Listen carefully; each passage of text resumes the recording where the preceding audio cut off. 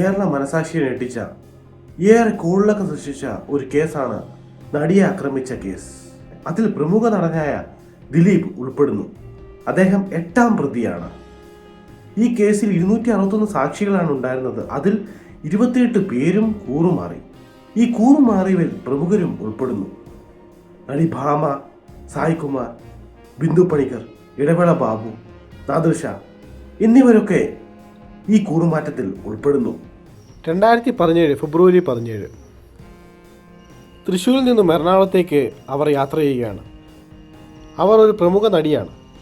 നടി സഞ്ചരിച്ചിരുന്ന tempo traveller ഓടിച്ചിരുന്നത് Martin എന്ന പേരുള്ള ഒരു ഡ്രൈവറായിരുന്നു. ഉടൻ തന്നെ അവരുടെ വാഹനത്തിന് പിന്നിൽ എന്തോ വന്ന് ഇടിക്കുന്നു. ഒരു വാനായിരുന്നു അത് ഇടിച്ചത്. ഗുണ്ടകൾ ആക്രമണത്തിന് തുടക്കം കുറിച്ചു. പൾസർ സുനി എന്ന ക്രിമിനലായിരുന്നു ഈ ആക്രമണത്തിന് നേതൃത്വം വഹിച്ചത്. നടിയെ തട്ടിക്കൊണ്ടുപോയ പൾസർ സുനി 1 മണിക്കൂറിലധികം നഗരത്തിലൂടെ കറങ്ങി നടന്നു. എന്നാൽ ഇതിനിടെ അവർ നടിയെ ക്രൂരമായി പീഡിപ്പിക്കുകയും ദൃശ്യങ്ങൾ മൊബൈൽ ഫോണിൽ പകർത്തുകയും ചെയ്തു. ശേഷം വാഹനം ഉപേക്ഷിച്ച് കടന്നു കളയുകയും ചെയ്തു. അക്രമത്തിനിരയായ നടി ആദ്യം അഭയം തേടിയത് സംവിധായകൻ ലാലിൻ്റെ ഭവനത്തിലായിരുന്നു. താമസിയാതെ സ്ഥലം MLA ആയ PT തോമസ് കൂടി സ്ഥലത്തെത്തിയതോടുകൂടി കാര്യങ്ങൾ തുറന്നു പറയാൻ ധൈര്യപ്പെട്ട പെൺകുട്ടി പോലീസിൽ വിവരം അറിയിക്കാൻ സന്നദ്ധതയാവുകയും ഇതനുസരിച്ച് കേസ് രജിസ്റ്റർ ചെയ്യുകയും ഉണ്ടായി. എന്നാൽ ഈ കേസിലെ 1ാം പ്രതിയായ പൾസർ സുനിയെ പോലീസ് നാടകീയമായി ആലുവ ജുഡീഷ്യൽ കോടതിയിൽ കീഴടങ്ങാനെത്തിയപ്പോൾ പിടികൂടി. മാത്രവുമല്ല, മുമ്പ് നടൻ മുകേഷ് ഉൾപ്പെടെയുള്ള സിനിമാ താരങ്ങളുടെ ഡ്രൈവർ കൂടിയായിരുന്നു ഈ ക്രിമിനൽ.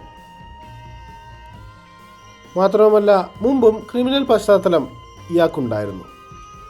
ആക്രമിക്കപ്പെട്ടാലും അശ്ലീല ദൃശ്യങ്ങൾ പകർത്തിയാലും നടി അത് പുറം ലോകത്തെ അറിയിക്കില്ല എന്നായിരുന്നു അവൻ വിശ്വസിച്ചിരുന്നത്. കൊട്ടേഷൻ നൽകിയ ആളും ഇത് തന്നെ പൾസർ സുനിയോട് പറഞ്ഞു.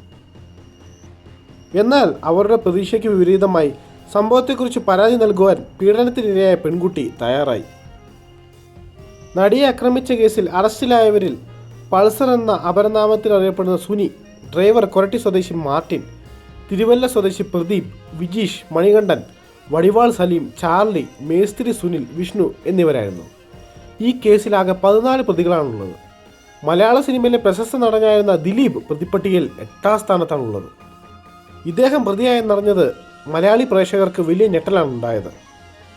മലയാളികളുടെ ജനപ്രിയ നായകനായിരുന്നു അദ്ദേഹം. ഫാമിലി പ്രേക്ഷകർക്ക് ഏറ്റവും ഇഷ്ടമുള്ള നടനും അദ്ദേഹമാണ്.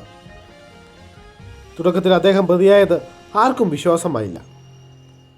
ഈ സംഭവമുണ്ടായി ദിവസങ്ങൾക്കകം തന്നെ ദിലീപിന് ഈ പീഡനക്കേസിൽ പങ്കുണ്ടാകാമെന്ന് ഊഹാപോഹങ്ങൾ പ്രചരിച്ചിരുന്നു.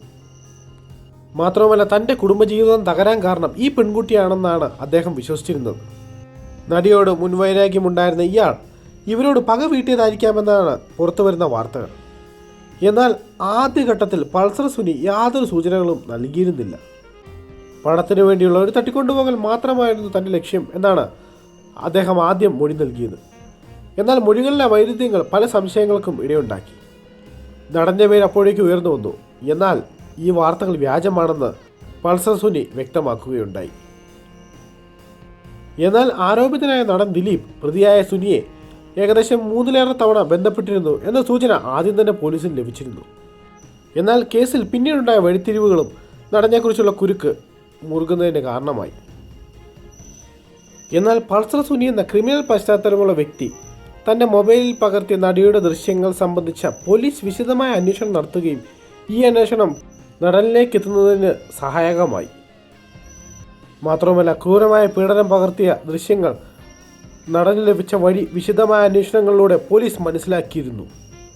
പീഡനശേഷം പ്രതി ആദ്യം കോയമ്പത്തൂർ നഗരത്തിലേക്ക് കടന്നു.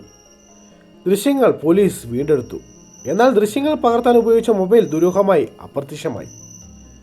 എന്നാൽ ആ മൊബൈൽ കൊച്ചിയിലെ ഗോശ്രീ പാലത്തിൽ നിന്ന് കായലിലേക്ക് എറിഞ്ഞു കളഞ്ഞുവെന്ന് പ്രതി മൊഴി നൽകിയനുസരിച്ച് പ്രദേശം പോലീസ് അടിച്ചു പറക്കിയെങ്കിലും ഇത് കണ്ടെത്താൻ സാധിച്ചില്ല.